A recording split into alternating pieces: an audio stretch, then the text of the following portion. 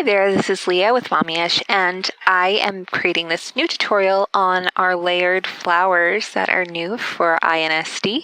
This set is huge. Got a little carried away. There are several files, and they really just turned out so lovely, and I think you're going to love them as much as I do.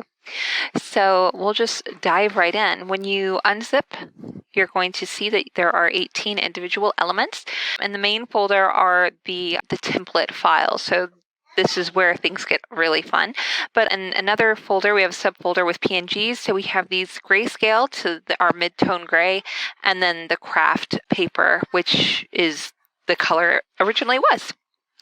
So you can see there's some really great shading. We made some centers, which are a lot of fun. I know get kind of tired of always using buttons and brads, so these are new.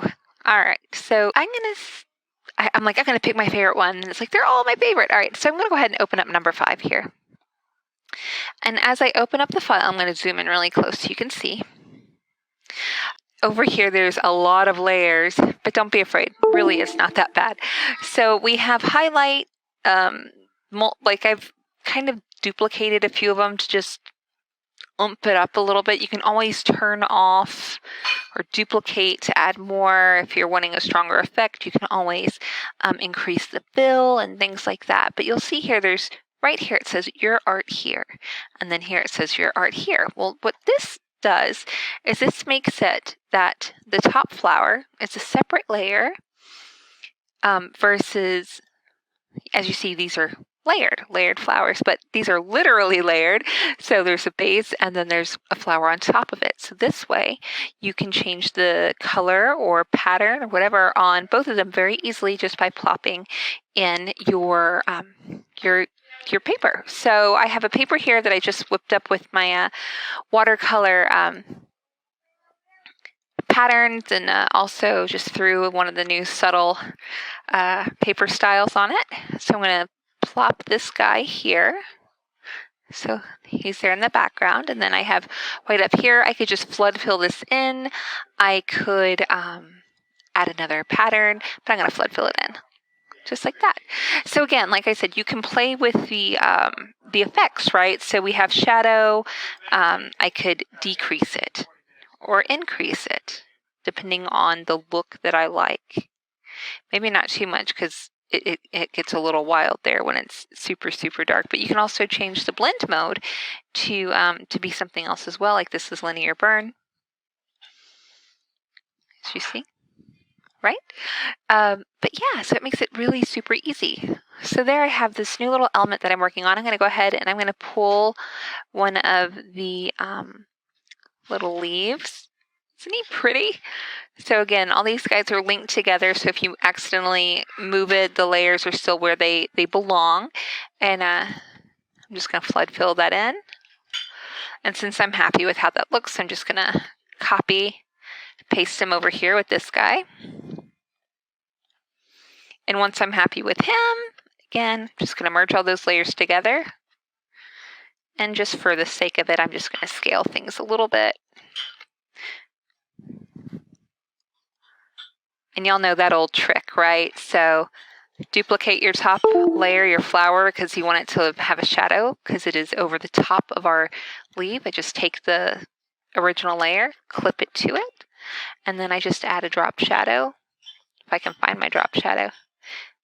Ta-da! So that way we have our shading, and then that's a almost finished element, but I want to add a center, so let's open up one of the centers. Let's go with this guy. He's kind of cute.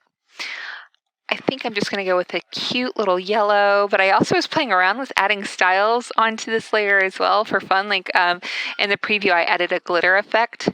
So I just flood filled it in and then just added a glitter effect. I could even add that iridescent that I'm obsessed with.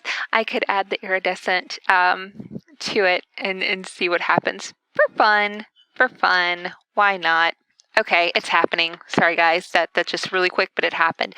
Now, since I've added such a strong effect to the center, we lose a little bit of the shading. So what I'm going to do is I'm going to go here to the shadow, and I'm going to increase it. That way it's more pronounced. That way we can really, tell that this is a dynamic element, even though I've, gotten a little carried away with my layer styles. So again, just copy, and I'm bringing him back here. I'm going to scale him a bit. And you see there how very quick, really, it was to create this new little element. Merge all that together. I'm going to put it on a background so you guys can see. And ta-da! Awesome, right? So again, if you're a scrapper, you can then take, you can take styles and apply styles. You could take papers from kits from your favorite designer, and maybe you're wanting to fluff out what you have, and you like the look of these flowers, you like the look of the leaves or whatever, and you want to add a little bit more. You can make your own elements with the things that you already have. And as a designer, of course, it makes it very easy to have some really pretty complementary elements for your kits. So yeah, that's it. That's it for our layered flowers. Like I said, there's 18 different unique pieces in this collection. Created the shapes ourselves, cut them on the machine. My mother-in-law did a fantastic job scoring them to give them all the depth, photographed them, and yeah, it's always a labor of love, but I myself end up using these over and over and over again.